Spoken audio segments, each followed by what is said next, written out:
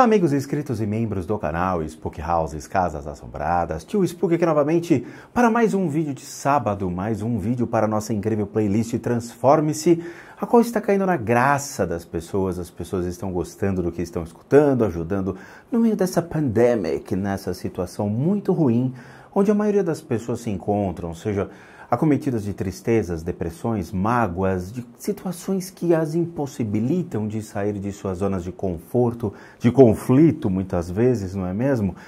Tem horas que a gente fica numa situação de conforto mesmo, não sabe como sair, evoluir, melhorar, criar, nos desenvolvermos como seres humanos. E muitas vezes a vida é cíclica em muitos períodos. Quando eu comecei essa playlist, realmente eu notei como o ser humano ele é frágil dentro dessa questão evolutiva das suas consciências. Muitas consciências acabam ficando perdidas em seu tempo, vamos colocar assim, as mesmas atitudes, percepções, ações e não saímos do lugar. Então é por isso que eu trago para vocês uma playlist regada de parábolas, histórias, koans, coisas reais, situações reais, pessoas reais que realmente existiram por meio de histórias budistas, passagens budistas que remetem a situações que nós já passamos anteriormente, que nós hoje podemos observar e tentar sair de situações de conflito. É por meio de um livro que eu irei ler um capítulo, uma história, e nós iremos refletir sobre o que realmente aconteceu no passado e acontece em nossas vidas. Então sentem-se e acomodem-se porque tem muita coisa interessante a partir de agora.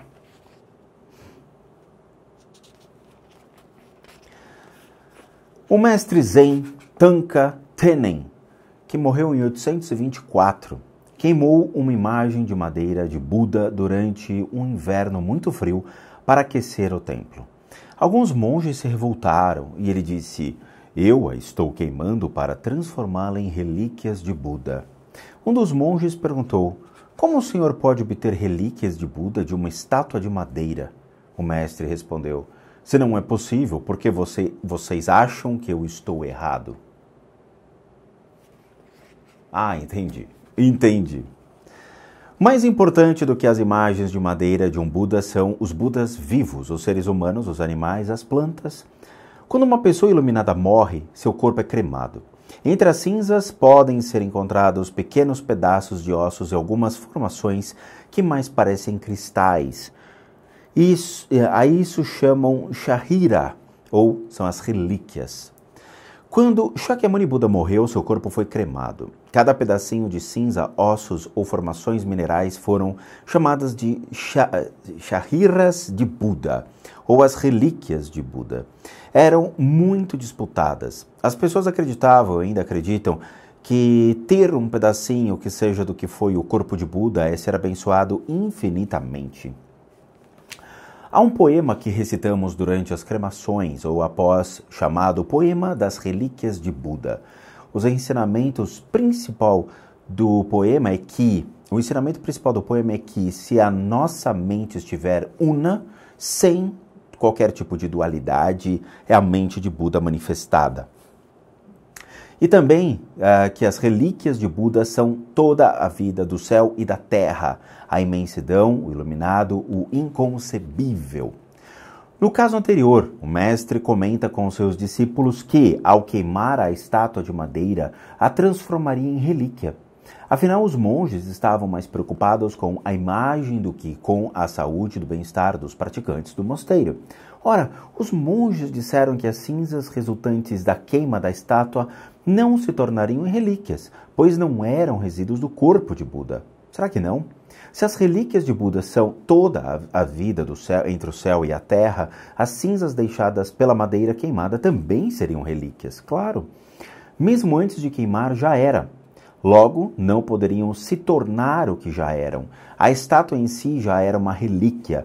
Entretanto, mais do que preservar imagens sagradas, devemos preservar a sacralidade da vida. Assim, sem culpa e sem culpar, o fogo aqueceu os monges e a prática continuou sem cessar. O nome dessa parábola chama-se Relíquias de Buda. Tem 3 pontos aqui muito interessantes para a gente abordar. A história em si ela remete a uma vertente muito curiosa e que deveria ter sido muito bem abordada aqui, mas acabou não entrando, que é: como o senhor pode obter relíquias de Buda de uma estátua de madeira? Aí a resposta é: como eu não poderia obter relíquias de Buda de uma estátua de madeira? Por quê? Como vocês saberiam se eu posso ou não posso? Na vida, temos muitas pessoas que dizem o que devemos ou não fazer. Ah, você não pode fazer isso, você não pode fazer aquilo, você não consegue fazer isso. Por quê?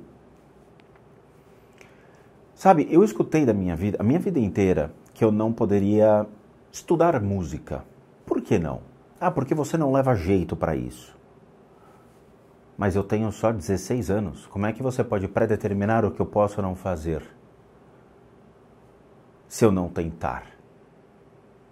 As pessoas predeterminam o que nós podemos ou não fazer sem que a gente tente. Hoje eu tenho 45 anos e eu dedico uma parte do meu tempo a estudar música. Aqui geralmente ficam pilhas e pilhas de livros de música atrás de mim. Eles estão todos aqui e eu tenho 2 guitarras aqui comigo. Um investimento muito legal nessas guitarras para que eu possa ter uma qualidade de som e poder me dedicar cada vez mais aos estudos. Eu não preciso que as pessoas me digam o que eu posso ou não fazer. Eu tenho que testar as minhas habilidades e capacidades e insistir em coisas que levam tempo. Músico não se nasce assim hoje em dia. O cara acorda e já sai fazendo composições e criando. Não, a gente leva um tempo para estudar, para aprender, para entender o que é a música. Interpretar música, qualquer um faz. Entender a música, compor, criar, tornar-se alguém, leva-se muito tempo. Então, é um processo em que eu admiravelmente estou seguindo e gosto e me completa. Eu não tenho pessoas que chegam para mim e falam: não faça isso ou não faça aquilo. Eu espero que vocês também não tenham, porque ancorar as pessoas na vida não é legal. Sobre a questão da cremação. Essa é uma situação muito delicada e eu não sei por que ela abordou dessa maneira, e eu vou explicar para vocês o que é delicado, e aí mexe com a crença dos indivíduos. Vamos lá. O budismo. Muitas pessoas falam sobre o budismo místico, o budismo esotérico. Existe um lado místico e esotérico dentro do budismo que geralmente pertencem a membros da comunidade, da Sangha, daqueles que seguem o budismo. Eu pertenço a 2 sanghas budistas. Hoje sou praticante de 2 grupos diferentes do budismo, gosto bastante.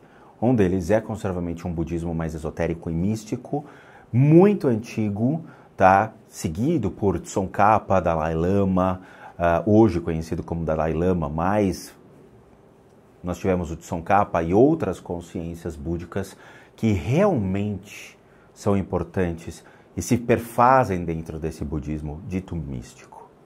Eu lembro que uma vez eu estava vendo um ritual de cremação, e esse ritual de cremação envolvia uma grande consciência búdica, ou seja, uma grande figura dentro do budismo que acabou falecendo, foi cremado, e depois de muito tempo foram lá e quebraram o lugar onde ele tinha sido cremado, ou seja, era uma espécie de um forninho, vamos colocar, sabe o forninho de pizza?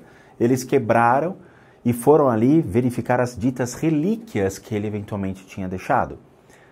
Para a surpresa de todos, não somente existiam as ditas relíquias, mas existia uma pegada, ou seja, uma marca de um pé, que indicava a direção que ele iria reencarnar ou renascer.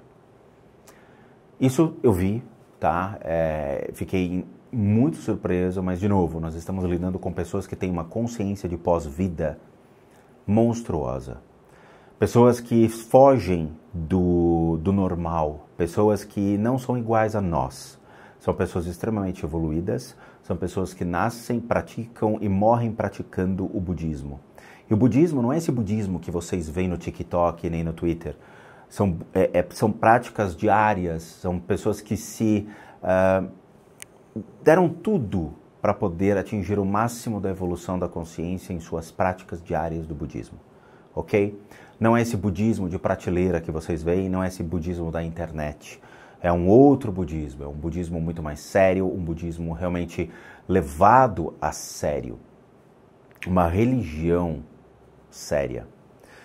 E, obviamente, as relíquias são muito interessantes porque a ciência iria dizer que essas relíquias nada mais, nada menos são do que simplesmente cristais ou...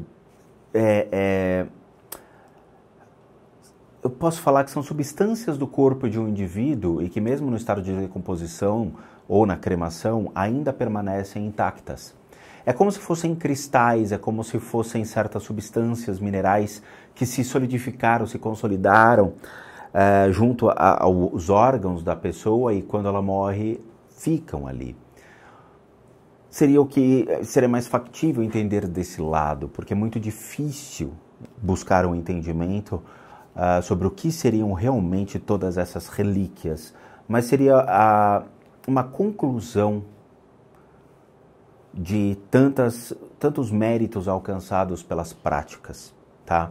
Essas relíquias elas são guardadas, tanto que as relíquias da consciência do próprio Dalai Lama, ao longo de todas as suas reencarnações, já que a gente está no 14º Dalai Lama, ou seja, foram 14 Dalai Lamas, porque Dalai Lama não é o nome dele é Gyatso, Dalai Lama é um título.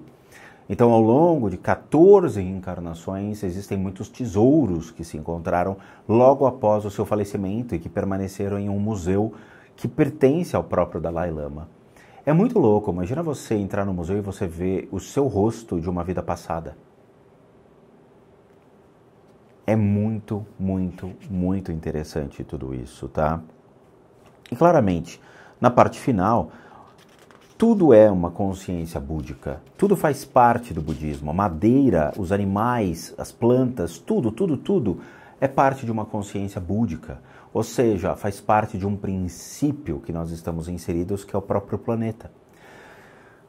Esse grupo de consciências búdicas fazem com que tudo deva ser respeitado, tudo deva ser admirado, tudo deva ser mantido. E o fato deles queimarem uma estátua de Buda, que é uma consciência atrelada à madeira ou uma árvore que se fez ali, que deixou de existir para compor a estátua de Buda, ela também possui respeito, possui a questão de ser admirada pela sua existência como vida.